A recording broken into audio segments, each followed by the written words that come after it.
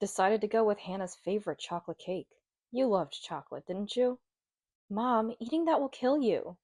My daughter Grace quickly swapped the cakes between my husband Ian and me. I nervously took a bite of the cake. Grace started eating her cake too. Ian began boasting about how he had to reserve this cake a month in advance and how delicious the crushed nuts on top were, when suddenly he began to struggle.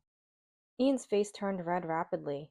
He started to gasp for air, frothed at the mouth, trembled, and then collapsed on the floor. My name is Hannah.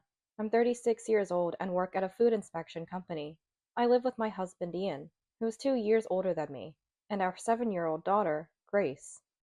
Ian and I were college circle friends, started dating after we both found jobs, and got married 2 years later. Grace was born the following year. Grace was slow to develop, starting to walk at the age of 2. We were very worried and took her to various hospitals, but there was nothing particularly wrong. Every hospital said, "There are individual differences, so let's see how it goes." Ian, who was terribly worried at first, lost patience with Grace, who never spoke nor walked, and stopped paying attention to her. My mother-in-law Isabella labeled Grace as disabled, despised her, and never held her. Only my father-in-law Jonathan doted on her, often smiling and saying she was a unique and wonderful child, which made me very happy. Ian, who had been very kind until we got married, became moody at home due to Grace's situation. If something didn't please him, he would bang the table, stomp on the floor, and make a lot of noise. Each time, I would shrink in fear. Ian's behavior at home stressed me out, leading to irregular periods and eventually early menopause, making it impossible for me to have more children. At that time, I cried under the comforter. Afterward, Ian became more aggressive towards me, complaining about the way I cleaned, the seasoning of food, and how I folded laundry. Every time he complained, he banged the table hard or placed cups roughly, so I was scared and could only apologize. However, Grace would watch Ian's tantrums with a curious face, never crying out of fear. Ian looked at Grace as if she were something creepy. Grace didn't talk much, but learned letters quickly and was always reading books. She had an incredible concentration and would read for hours. Engrossed in encyclopedias and children's books instead of picture books, and seemed to understand a fair amount of kanji by the time she was in senior kindergarten. When it was time for Grace to start elementary school, her lack of speech raised concerns about developmental disorders, and she was recommended for a special education class. When I discussed this with Ian, he exploded in anger. "Don't be ridiculous. Why should my child go to a special school?" Ian slammed a cup onto the table. I flinched and could only shrink back. "Anyway, you figure it out. I won't accept anything that looks bad socially," Ian said and stormed off to the bedroom. As I was holding my head, Grace came over and patted my back with her small hands. "Thank you," I said, hugging Grace as I cried. "Grace, it's not your fault." The next day, I got a call from Isabella. "Are you really going to send my granddaughter to such a class? If the neighbors find out, I'll be too embarrassed to walk outside. It'll all be your fault," Isabella said, then hung up after saying her piece. Neither Ian nor Isabella really worried about Grace. They were only concerned about how they were perceived. After consulting with local counselors, school teachers, and municipal employees, Grace was able to attend regular classes instead of special education. I thought the special education class, its students, parents, and teachers were all wonderful and would have been a good fit for Grace. But knowing Ian and Isabella's opposition, I couldn't bring myself to suggest it. When Grace started elementary school and I had more time, the company where I worked as a temporary employee offered me a permanent position. The job was enjoyable and fulfilling. Compared to the stifling atmosphere at home, I was thrilled to be relied upon and needed. I took a leap and discussed it with Ian. As expected, Ian was hesitant. "I've been offered a full-time position at my current company. I really want to work there as a full-time employee." Ian crossed his arms with a look of disdain. "Make sure you take care of the house, just like before, or even better." "But I'll need help from you too." Ian glared and slammed the table. "Housework is the wife's job. Asking me is totally missing the mark." After a bit of thought, Ian smirked. "Got it. I'll ask Mom. She can take care of the house. I was shocked. Could I really endure having Isabella, with whom I do not get along, come to our house? Eventually, Ian gave Isabella a key, and she started coming over every other day. When Isabella came over, it was a parade of sarcasm. The cleaning is not done at all. Poor Ian. How were you raised to clean like this? Because of Isabella's visits, I was even more meticulous with the housework. Yet, she deliberately focused on insignificant details to complain about. I endured this bullying for weeks, but finally couldn't take it anymore and told Isabella she didn't need to come over because I would take care of the house properly. Isabella reluctantly agreed and stopped coming. Just when I felt relieved, Ian started to spend more time at his parents' house. Ian had always loved his parents' house and frequently returned there, but now he did so even more often. Then, when Grace was in the second grade, the lively Jonathan suddenly passed away. Jonathan was the only one who was kind to Grace. What puzzled me at the funeral was seeing Ian and Isabella occasionally exchanging glances and laughing. Didn't they feel sad? Surely Jonathan and Isabella were not close, but laughing at a funeral felt out of place. With Jonathan gone, Grace lost the only ally she had around her. I was beside myself with worry. I had been giving my all to housework, childcare, and my job, but perhaps due to overexertion, I fell ill with a fever. I tried calling Ian, who was practically living at his in-laws', to ask for help with meals, but he coldly refused. Mom never made Dad do anything, even when she was sick. I don't want to catch whatever you have. I'll stay at my parents' house for a while. With that, Ian hung up and didn't return home for a week. As my health recovered and work got busier, I was approached with a promotion. I was offered the position of a manager. I was happy, but the truth was, considering my family situation, it felt like a heavy burden. I discussed it with Ian, but as expected, he insisted on me properly managing the housework. Moreover, Ian glanced at me with a mocking look. However, I wonder if someone like you can handle being a manager.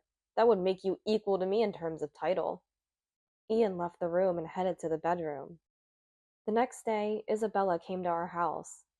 Ian has been complaining. You're not focusing enough on the housework, and the house is a mess, she said. Isabella hurriedly entered our house and began inspecting everything. The way I wiped the windows, folded the laundry, and the water stains in the bathroom. I was made to redo all of these. After several visits from Isabella and her starting to complain to me, Grace began to speak up to Isabella. Grace approached Isabella with a serious look and asked, Grandma, what do you think are the four main components of happiness? What's the happiness hormone? Isabella was taken aback by Grace's barrage of questions. It must have been a while since Isabella heard Grace's voice. You can speak normally, huh? Answer my previous questions. Isabella, likely not understanding the questions, tilted her head. Oxytocin, serotonin, dopamine, endorphins. Isabella looked even more confused and anxiously turned to me. They are neurotransmitters, mainly secreted by the pituitary gland in the brain. Grace has been reading medical books lately. While Isabella was astonished, she listened to Grace's explanation. Grace continued to passionately discuss neurotransmitters, their relation to diseases, and sleep substances. Isabella, overwhelmed by Grace's focus, went home looking exhausted. Thanks to that, I spent the day without any nagging. On my birthday, Ian, returning from a business trip, bought a birthday cake. It was the first time I received anything from Ian since we got married. Despite giving Isabella souvenirs from his trips and branded scarves, wallets, and bags for her birthday, he had never bought anything for me and Grace. I was surprised by Ian's sudden gesture. As I stood there, stunned, Ian held up the cake box. Thanks for everything. I love you. I'll put it in the fridge. Let's eat it later. Ian's exaggerated tone gave me goosebumps. Grace, seemingly displeased by something, took a bottle of mineral water from the fridge, glanced at the cake, and went to her room. Since Grace stayed in her room, we had dinner without her. Throughout the meal, Ian kept smiling and continued with his overdone lines. I always leave everything to you. I'm sorry. I'll start helping out a little bit more. Uh, thanks. I found Ian's words creepy, but didn't want to upset him, so I just nodded along. After we finished eating and I was cleaning up, Ian took the cake box out of the fridge. As I was about to get plates and knives, Ian gestured for me to sit down. Let me handle this. Ian served the cake on plates and brought it to the table. Honestly, I was creeped out by Ian's actions. The cake is Santa's favorite chocolate cake. You loved chocolate, didn't you? Unable to bear being alone with him any longer, I decided to call Grace. I'll go get Grace. Wait a moment. I hurried to Grace's room. Grace was researching something on an old computer I no longer used. Mom, you shouldn't eat that cake. What do you mean? Just trust me for now. Grace looked at me with desperate eyes. It was the first time I saw such a distressed expression on Grace's face. Regardless, I decided to trust Grace. Together, we went back to the living room. Shall we eat then? Hey, there are no forks. Normally, I would head straight to the kitchen, but Grace was holding onto my clothes tightly, preventing me from moving. Oops, forgot about that. I'll get them now. Ian cheerfully stood up from the table. Then Grace whispered to me, Mom, you'll die if you eat that. Grace quickly swapped the cakes between me and Ian. Ian, returning with the forks, began to eat the cake in front of him. This is delicious, Hannah. You should try it too. It's made by a famous pastry chef. I nervously took a bite of the cake. Grace also started eating her cake. As Ian boasted about reserving the cake a month in advance and how delicious the crushed walnuts on top were, he suddenly began to suffer. Ian's face quickly turned red. He struggled to breathe, foamed at the mouth, trembled, and then collapsed on the floor. It looked like an allergic anaphylactic shock. Both Ian and I have a peanut allergy, but we were eating cake, which shouldn't contain any peanuts. Confused and frozen, Grace calmly spoke to me. Mom, call an ambulance. Grace handed me the mobile phone. I snapped back to reality and called an ambulance. Grace turned Ian on his side and asked me to hit his back hard. I did as told, and Ian spit out the cake he had eaten. Then he seemed to breathe a bit easier. Ian was mumbling, Peanuts, peanuts, as if in a daze. He continued to mutter in the ambulance. After receiving treatment at the hospital, Ian's life was saved. He was kept in the hospital for a few days, just to be safe. Why did Grace know something life-threatening was going to happen? I wondered as I completed the hospital admission procedures and headed home. As soon as we got home, Grace showed me a snack wrapper she had taken out of the trash. This. Dad threw it in the kitchen trash. It was the wrapper of a cookie made with peanuts. Grace continued to explain. The cake box Dad bought had its seal half peeled off. She saw a snack wrapper in the kitchen trash can that she didn't recognize, so she looked it up online. She discovered the snack contained peanuts and warned me. I still can't believe the crushed walnuts on the cake were actually crushed peanut cookies. I shuddered, remembering Grace's warning. Mom, you'll die if you eat that. If Grace hadn't been so quick-witted, I might have been the one in the ambulance bed. The thought of myself lying there, possibly because Ian tampered with the cake to take my life, sent chills down my spine. I took out my mobile phone, intending to call the police. We have to tell the police right away.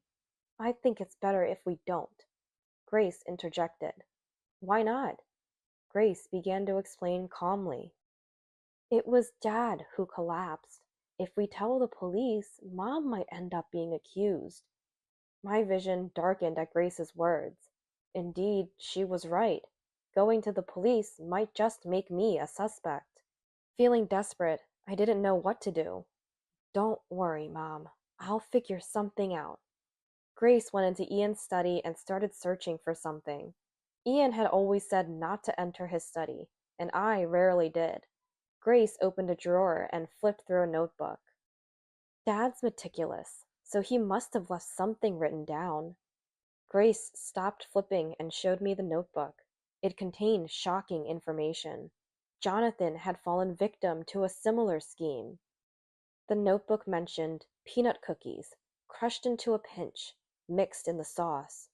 Even more terrifying, Isabella was involved in the plan. They had conspired together. The last page read, "Next is Hannah's birthday." I clenched the notebook tightly. "It's okay," Grace said, trying to reassure me. At that moment, I realized I was trembling with anger rather than fear. The thought of them going after me, after Jonathan, I swore in my heart, Ian and Isabella will not get away with this. I resolved quietly to Grace, "This notebook will serve as evidence, right?" Grace shook her head sadly. "Unfortunately, it won't," she continued.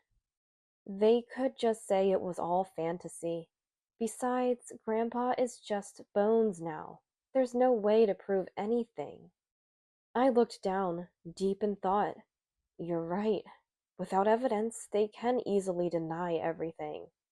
Grace gripped my hand tightly. "I'll find the evidence. I'll protect you, Mom. Let's send those two to prison." Encouraged by Grace's words, I nodded firmly and squeezed her hand back. If they're up for it, so are we. For Grace, I resolved to protect my life and avenge Jonathan. Grace and I vowed revenge on Ian and Isabella. We began preparing for our final battle. First, we needed to lure them in. I called Isabella, asking for Ian's favorite dishes to cook for him when he returned from the hospital. Isabella came over without suspicion. Though I despised every second of being with Isabella, I endured it and learned the recipes in the kitchen. Meanwhile, Grace searched Isabella's bag and found the peanut cookies. Quickly, she took one out. The next day, I took the peanut cookie to work and requested a component analysis. I never thought working at a food inspection company would come in handy like this. A few days later, Ian was discharged. I told Isabella I was preparing a celebration for Ian's recovery and asked her to pick him up. While Ian was being discharged, Grace and I prepared his favorite dishes and waited for them. When the preparations for the celebration were complete, Ian returned with Isabella. Grace went to the entrance to welcome them. Grace, holding Ian's luggage, led them to the table. Today's dishes were taught by Grandma, and we cooked them together. Ian happily took his seat at the table and began eating. Isabella, too, seemed to enjoy the food. After a while, puzzled expressions appeared on their faces. Mom?" Ian whispered to Isabella, making a sign with his eyes. "No way." Isabella, looking at something on the table, widened her eyes in shock. She was so surprised that she dropped her fork and didn't even realize it. Ian and Isabella didn't touch their food anymore. I deliberately spoke to Ian. "Is the seasoning okay? I guess I can't make it as well as Isabella does." They muttered, looking down. "No, it's not like that. It's delicious." I smiled as much as I could at them. "This sauce is not just tasty, it also seems to boost energy. I learned it from Jonathan before." Ian and Isabella started shivering as if they were cold. I kept smiling without concern. "Grace, pour this sauce on their meals." Grace reached for the sauce. "Stop! Don't put such nonsense in!" Ian exclaimed, pushing Grace's hand away with a terrified expression. "Why so scared? I want you and Isabella to live long." I offered my best smile. "Stop it, please!" Isabella screamed, covering her ears. "Why? You wanted me to stay healthy too, right? That's why you poured it on the cake. But in the end, you were the one who ended up being taken away in an ambulance." I presented them with documents, pretending to be surprised. I had our company's inspectors analyze the components. The stuff on the cake matched the peanut cookies. Ian and Isabella looked at each other, confronted with evidence. What are you talking about? I don't know anything about that. The peanut cookies Isabella had and the ones you threw in our trash are from the same product. Are you thinking it's okay to just open someone's belongings? Besides, that cookie was a souvenir from a friend. I calmly placed a copy of Ian's notebook on the table. Then, what about this part here, saying bought the cookies online? The notebook detailed the manufacturer, product name, shipment date, and price. Ian and Isabella's faces turned red, then pale. Also, if only a small amount is ingested, inducing vomiting might not detect it, is written here. I stared hard at Isabella. This has to do with Jonathan's cause of death, doesn't it? Ian, looking defeated, began to speak. Dad was in the way. Maybe he didn't like how close Mom and I were, always interfering and being annoying. Yes, he kept lecturing us, saying, "You two are strange, not a proper parent-child relationship." I couldn't stand it. We mixed peanut powder into the sauce and fed it to him. Jonathan was just concerned about the unhealthy relationship between a mama's boy and his overly attached mother. Ian and Isabella resented him for it. Their reasoning was selfish beyond belief. I couldn't help but feel sorry for Jonathan, who tried to create a healthy family environment and lost his life for it. So you used the same method on me because it worked on Jonathan. That's right. You have the same peanut allergy as Dad and me. You were in the way too. I was beyond anger, utterly dumbfounded. What you've done is a crime. I'm going to call the police now and submit the evidence. Ian suddenly stood up, grabbed the copy of the notebook from the table, crumpled it, and forced it into his mouth, swallowing it. Isabella, Grace, and I were shocked and stared at Ian. Now the evidence is gone. The police will just think it's Hannah's delusional story, Ian said triumphantly, looking down on me and Grace. Dad, that's a copy. The original is in a different place, Grace calmly stated. Then she placed a voice recorder on the table. Now you can't escape. Grace had placed the voice recorder under the table and had been recording from the start. It's over now. Ian slumped into his chair, powerless. We were so close. Just a little more and the nuisance would have been gone. Isabella seemed unable to contain her anger, banging the table with both hands. Dad and Grandmom really thought they could get away with such a plan.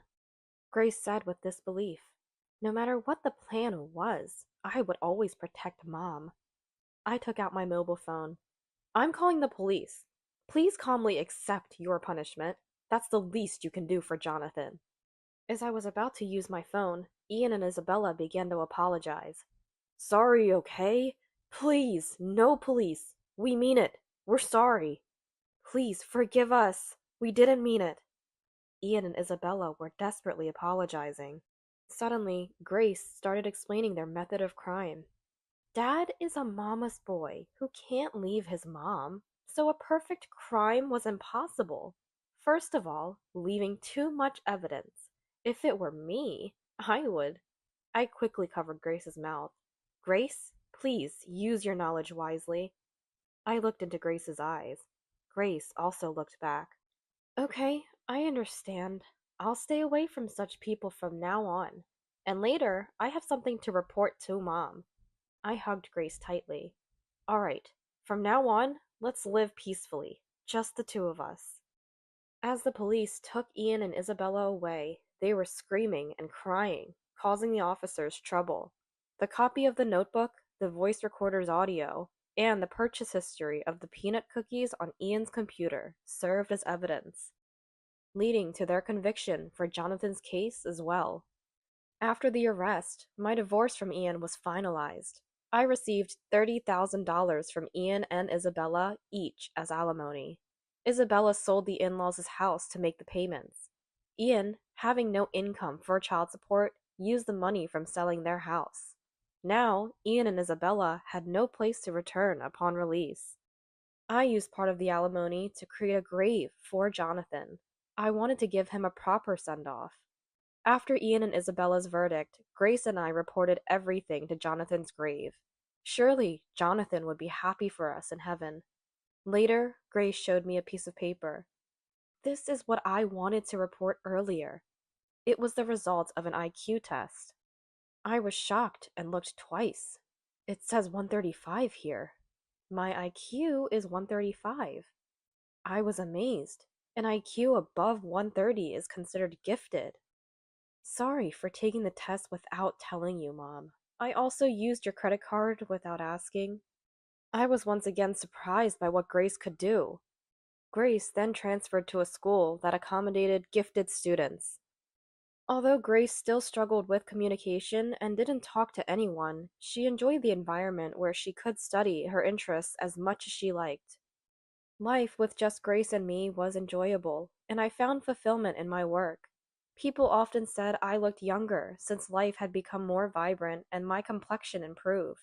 After we started living together, Grace began hugging me more often. Hugging releases a lot of the happiness hormone, oxytocin. I'm still not sure where oxytocin comes from, but it definitely makes me happy. And to my surprise, my menstrual cycle returned. Maybe it's thanks to the happiness hormone Grace mentioned. From now on, we'll continue to live with smiles.